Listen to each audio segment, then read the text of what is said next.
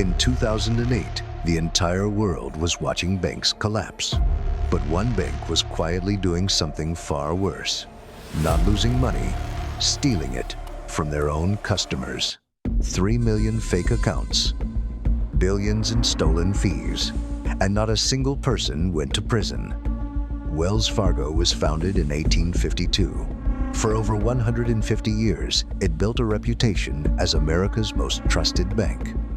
By 2015, it had over 70 million customers, more than any other bank in the United States. People didn't just use Wells Fargo. They trusted it with their mortgages, their savings, their children's futures, their entire financial lives. And Wells Fargo used that trust as a weapon. It started with a simple policy called cross-selling.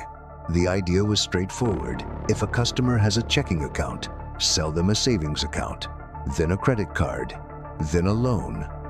CEO John Stumpf had a famous motto: 8 is great, 8 financial products per customer. And to hit that goal, employees were given impossible targets: sell or be fired every single day. But there are only so many products a real customer actually needs. So employees started cheating. They opened accounts customers never asked for. They moved money without permission. They applied for credit cards in customers' names without telling them.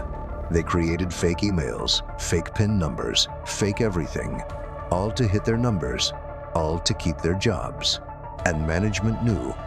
Between 2002 and 2016, Wells Fargo employees secretly opened 3.5 million fake accounts. Real customers were charged fees on accounts they never opened. Their credit scores were destroyed by credit cards they never applied for.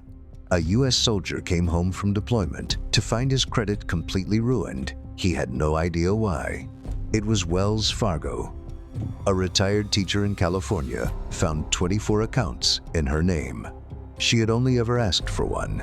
This was not a mistake. This was happening to millions of people every single day for 14 years. And when employees tried to speak up, Wells Fargo silenced them. Workers who called the ethics hotline were fired within weeks. One employee reported the fraud directly to federal regulators, fired. Wells Fargo had built a machine, and anyone who threatened that machine was removed. In 2016, the Consumer Financial Protection Bureau finally launched a full investigation. What they found shocked the entire country. Wells Fargo was fined $185 million. CEO John Stumpf was called before the United States Senate. Senator Elizabeth Warren looked him in the eye and told him he should resign and face criminal investigation. The whole country watched. And Wells Fargo finally admitted what they had done. John Stumpf resigned and returned $41 million. Wells Fargo paid $3 billion in total fines. That sounds like justice until you realize Wells Fargo made over $23 billion in profit that same year.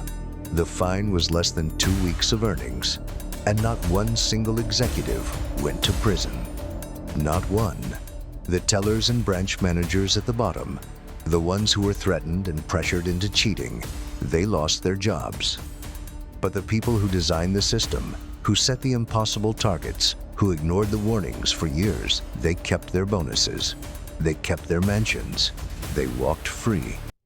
In 2025, the Federal Reserve officially lifted its last enforcement action against Wells Fargo. Clean record, fresh start. The stock went up the day the news broke. Investors celebrated. Meanwhile, the millions of customers whose credit was destroyed, whose money was taken, whose trust was betrayed, most received settlement checks for less than $100.